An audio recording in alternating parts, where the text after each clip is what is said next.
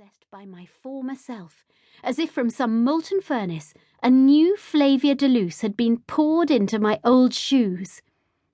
No, not a new Flavia de Luce, but the old one, yet tempered now, and hard as steel. It's amazing what the discovery of a corpse can do for one's spirits. I licked the tip of my mental pencil and began to make notes. Age, I thought, about 70 at a guess. We had been taught to estimate ages in girl guides, not only by physical characteristics, but also by comparison.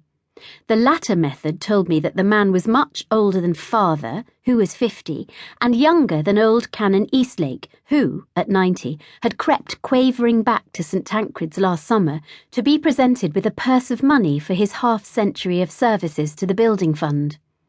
I ticked off the main indicators: grey hair and bushy grey beard tending to white, wrinkled facial skin, dark as it now was and dragged down by gravity, faded grey eyes, yes, they were open and staring at me, scandalously bushy eyebrows, and a profuse undergrowth of hair in the ears. I stuck a curious finger into the surprisingly warm mouth, remembering as I did so that fingerprints cannot be taken from dead lips. Mr. Sambridge possessed a remarkably good mouthful of natural teeth for someone his age. Whether ritually maintained or expensively corrected, I could not tell.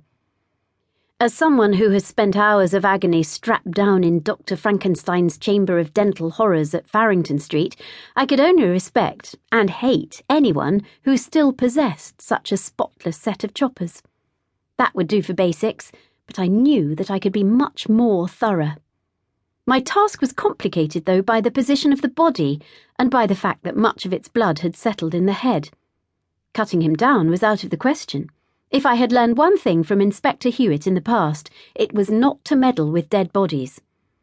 At the very thought of my old friend, I felt my face flushing. How exciting it would be to call in the inspector, to be the one to break the news of Mr. Sambridge's death. But before I could do so, and before I could receive the inspector's generous and wholehearted praise with an entirely innocent heart, I needed to remove any traces of my own investigation. But before turning things over to the police, there was much to do, and I'd better get on with it. My time here was limited. I needed to get back to Buckshaw in time for the taxi to visit father in Hindley. That was one thing that couldn't be delayed. I also had to consider the possibility that someone, the postman perhaps, would come to Thornfield Chase and find me there alone with Mr. Sambridge. Gladys, parked outside, would be a dead giveaway.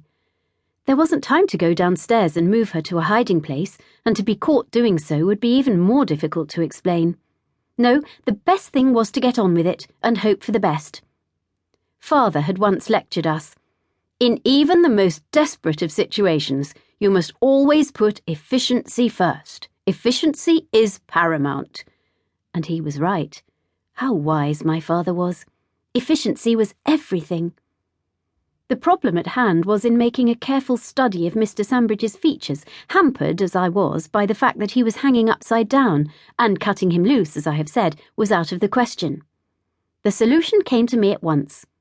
I stepped to one side, threw my hands above my head, bent sideways at the waist, planted my right hand down firmly upon the carpet, flung myself into a half cartwheel, and ended up in a handstand, face to face, nose to nose almost, with the corpse. Much better. At once, and in spite of the grimace, it looked much more human. Everything seemed to snap into place. There must be a part of our brain, I thought, that is designed to recognise human features, a part of the brain that switches off when the face is upside down. I must remember to research this theory at a more convenient time. But for now, and with a sharp shock of recognition, I realised I had seen this face before.